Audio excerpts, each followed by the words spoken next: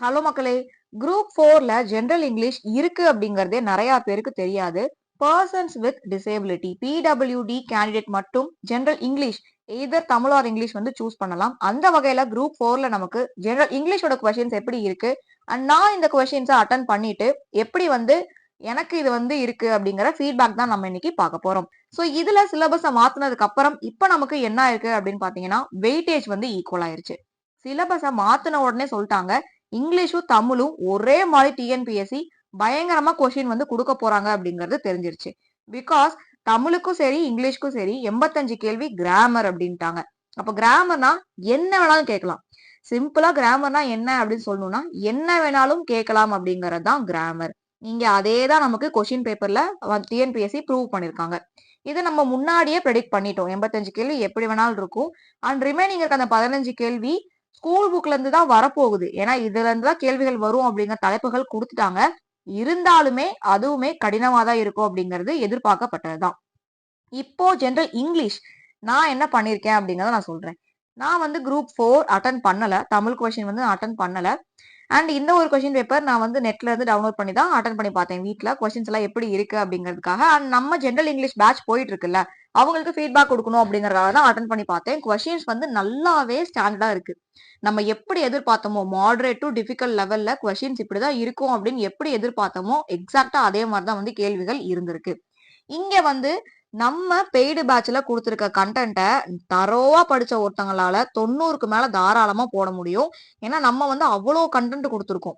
சும்மா இந்த ஒரு டாபிக்னா இது மட்டும்தான் அப்படின்னு கொடுக்காம ஒரு டாபிக்கும் தனித்தனியா எலாபரேட்டடா எப்படி படிக்கணும், ஷார்ட்டா எப்படி படிக்கணும் அப்படின்னு சொல்லிட்டு நிறைய பிடிஎஃப் வந்து கொடுத்துருக்கோம் 53 டேஸ் ப்ரோக்ராம்ல.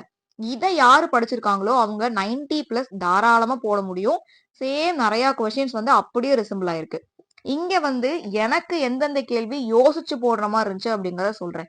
சோ இது எல்லாமே எனக்கு வந்து பார்த்த உடனே போடுற மாதிரி ஈஸியா இருந்துச்சு. இது எல்லாமே நம்ம ரெடி பண்ண மெட்டீரியல் இருந்து அப்படியே தான் கேட்டிருக்காங்க. ரொம்ப ரொம்ப ஈஸியான கேள்வியா இது எல்லாமே இருந்துச்சு. இந்த 7வது கேள்வியில பாத்தீங்கன்னா அசர்டிவ் சென்டென்ஸ் வந்து கேட்டிருக்காங்க.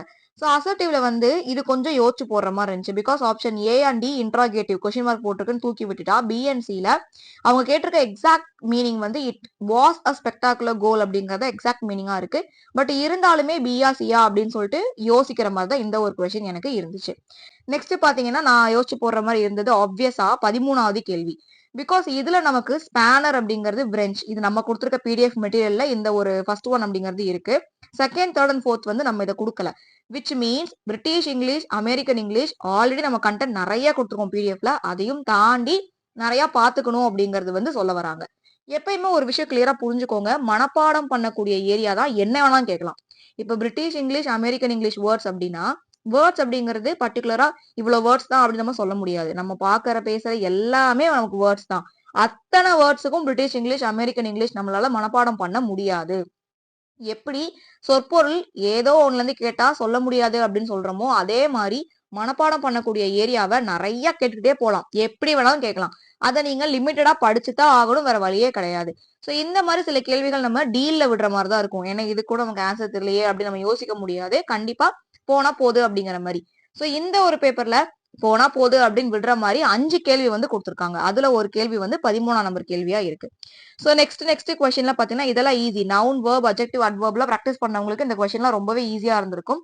ஃப்ரேசல் வெர்பும் அதே மாதிரி தான். ஃப்ரேசல் வெர்ப், இடியம்ஸ் எல்லாமே நல்லா வந்து பிராக்டிஸ் பண்ணி பாத்துக்கணும். அண்ட் நமக்கு வந்து இதுவுமே ஈஸி தான். Cats and dogs, it rains cats and டாக்ஸ்னா அடிச்சு நவுத்தி பயங்கரமா மழை பெய்யுது ஹெவிலி அப்படிங்கறத மீனிங். சோ இது வந்து கொலோகேஷன்ல கொடுத்துருக்காங்கல்ல, இது எல்லாமே நமக்கு வந்து பிடிஎஃப்ல படிச்சாலே போதும். இங்க பாருங்க ஆன்டனம்ஸ் நம்ம கொடுத்துருக்காங்க. ஆன்டனம்ஸை பொறுத்த வரைக்கும் இந்த ஒரு பர்டிகுலர் கொஸ்டின்ல பேராகிராஃபா கொடுத்துட்டாங்க. ஒரு பேசேஜ் கொடுத்து அதுல எதெல்லாம் ஆன்டனம் வேர்ட்ஸ் அப்படிங்கறத மார்க் பண்ணி அதை வந்து கண்டுபிடிங்க அப்படின்னு சொல்லி நமக்கு கொடுத்துருக்காங்க.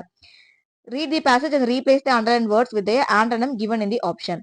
சோ நமக்கு வந்து நிறைய வேர்ட்ஸ் கொடுத்துட்டு அதோட ஆன்டனம் என்ன அப்படிங்கிறது கேட்டிருக்காங்க. இந்த பேசேஜோட அர்த்தம் நம்ம புரிஞ்சுக்கிட்டா இது இருக்கலாம்னு சொல்லிட்டு நம்ம கண்டுபிடிக்கிறதுக்கான பாசிபிலிட்டிஸ் இருக்கு. பட் எக்ஸாக்டா இதுக்கு தான் வரும் அப்படிங்கிற மாதிரி தெரியாது.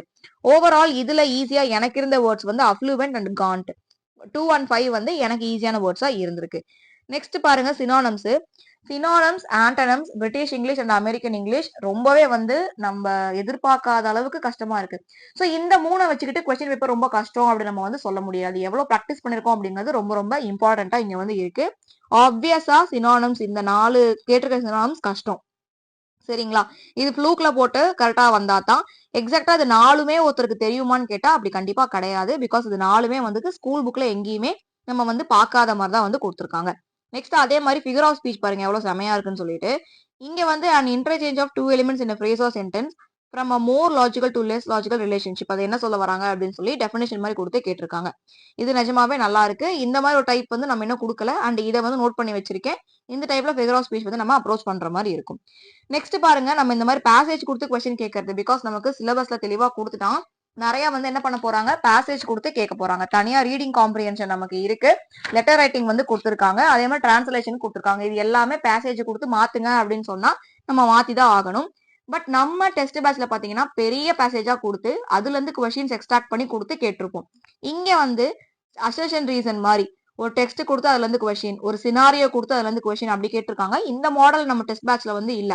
பட் நம்ம கொடுத்துருக்க பேசேஜ படிச்சு பார்த்து கொஸ்டினுக்கு ஆன்சர் பண்ணி அதை ப்ராக்டிஸ் பண்ணி அந்த டைம்குள்ள கொண்டு வந்தவங்களால இந்த கொஸ்டினை ரொம்ப ஈஸியா ஷார்ட் டைம்ல அப்ரோச் பண்ண முடியும். ஒரு 20-30 லைன் இருக்கிற பேசேஜை படிச்சு அதுல இருந்து கேட்கிற கேள்விக்கு ஒருத்தனால ஆன்சர் பண்ணி ப்ராக்டிஸ் பண்ண முடிஞ்சிருக்கு அப்படின்னா இந்த கேள்வியில அவங்களுக்கு வந்து ஜுஜிபி மேட்டரா இருந்திருக்கும். நெக்ஸ்ட் பாருங்க 23வது கேள்வி ஸ்டேட்மெண்டா இருக்கு. நல்லாவே டிஃபரெண்டா நமக்கு வந்து கொடுத்துருக்காங்க. இந்த மாதிரி கொஸ்டின் கண்டிப்பா நாங்க வந்து எதிர்பார்த்தோம். அதே மாதிரி தான் இருக்கு. அண்ட் 25th பாருங்க லெட்டர் ரைட்டிங். என்கிட்ட ஒரு கேண்டிடேட் வந்து கேட்டாங்க, நம்ம பேட்ச்ல ஜாயின் பண்ணியிருந்த ஒரு கேண்டிடேட் வந்து கேட்டாங்க, லெட்டர் ரைட்டிங் அப்படின்னாலே ஒரு லெட்டரை கொடுத்து கீழே கேள்வி கேட்பாங்க, நம்ம ஆன்சர் பண்ணணும் அப்படிதானே, நீங்க கொடுத்துருக்க லெட்டர் ரைட்டிங் லெட்டரே இல்லையே எப்படி ஆன்சர் பண்றது அப்படின்னு சொல்லி கேட்டிருந்தாங்க. ஸோ நம்ம 2 டைப்ல வந்து லெட்டர் ரைட்டிங் கொடுத்துருந்தோம். ஒன்னு லெட்டரை கொடுத்து அதுல இருந்து கொஸ்டின் கேட்டு ஆன்சர் பண்ண சொல்லியிருந்தோம். இன்னொன்னு டைரக்ட் கொஸ்டின்ஸ் இருந்துச்சு. பேசேஜ் கொடுத்து கொஸ்டின் கேட்கற மாதிரி ஜென்ரலா நமக்கு வந்து டைரக்ட் கொஸ்டின்ஸ் வந்து கொடுத்துருந்தோம். ஸோ அதுக்கு பெஸ்ட் எக்ஸாம்பிள் தான் இந்த ஒரு கொஸ்டின். பாருங்க டிஎன்பிஎஸ்சி லெட்டர் ரைட்டிங்க டைரக்டா கேட்டிருக்காங்க. என்ன டைப் ஆஃப் லெட்டர் அப்படின்னு சொல்லிட்டு டைரக்டா வந்து கேட்டிருக்காங்க. ஸோ நம்ம டைரக்டும் படிச்சுக்கணும், பேசேஜ் வித்தும் நம்ம வந்து படிச்சுக்கணும். சினாரியோ கொடுத்துருக்காங்க. ஸோ எல்லாமே பாத்தீங்கன்னா நிறைய வார்த்தைகளுக்கு உங்களுக்கு டிஃபால்ட்டாவே மீனிங் தெரிஞ்சிருக்கணும். நீங்க ஒரு என்சைக்ளோபீடியாவா இருக்கணுமா இந்த ஒரு பேப்பர் எழுதுறதுக்கு அப்படின்னு கேட்டா அப்படி கிடையாது. டெய்லியும் நியூஸ் பேப்பர் படிக்கணும் அப்படிங்கிறது ரொம்ப ரொம்ப மஸ்ட். ஜெனரல் இங்கிலீஷ்ல மார்க் வாங்கணும் அப்படின்னு விருப்பப்பட்டா நியூஸ் பேப்பர் கட்டாயமா படிக்கணும். நியூஸ் பேப்பர் படிக்க படிக்க நிறைய புது வார்த்தைகள் நம்ம வந்து கத்துப்போம்.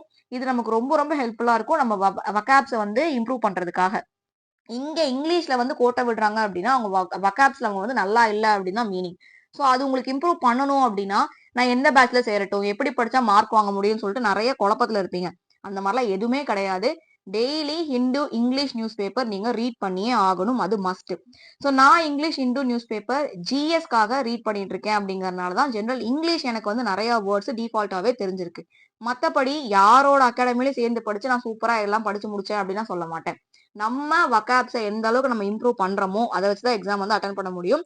ஸோ இந்த ஒரு கொஸ்டின் பேப்பர்ல எனக்கு நியர்லி ஒரு 10 கொஸ்டின்ஸ் வந்து டிஃபிகல்ட்டா இருந்துச்சு. ஆப்வியஸா 100 கேள்விகள்ல 10 கேள்விகள் எனக்கு வந்து டிஃபிகல்ட்டா இருந்துச்சு. உங்களுக்கு எத்தனை கேள்விகள் டிஃபிகல்ட்டா இருந்துச்சு அப்படிங்கறத கமெண்ட்ல சொல்லுங்க. நம்ம ஜென்ரல் இங்கிலீஷ் பேட்சில் ஜாயின் பண்ணாதவங்க சீக்கிரமாக ஜாயின் பண்ணிக்கோங்க. செப்டம்பர் எண்டில் நமக்கு குரூப் 2 எக்ஸாம்ஸ் இருக்குது. ஸோ டிலே பண்ணிவிட்டு லாஸ்ட் மினிட்ல 1 மந்தில் கம்ப்ளீட் பண்ண முடியுமா அப்படிங்கிற கன்ஃபியூஷன்ஸ் தயவு செஞ்சு வேண்டாம். நல்லா அனலைஸ் பண்ணிவிட்டு இந்த பேட்ச் உங்களுக்கு சூட் ஆகும்னு தோணுனா ஜாயின் பண்ணிக்கோங்க. ஃபுல் டீட்டெயில்ஸ் நம்ம டெலகிராம் சேனலில் கொடுத்துருக்கோம். டெலகிராம் சேனல் லிங்க் டிஸ்கிரிப்ஷனில் இருக்குது. தேங்க்யூ.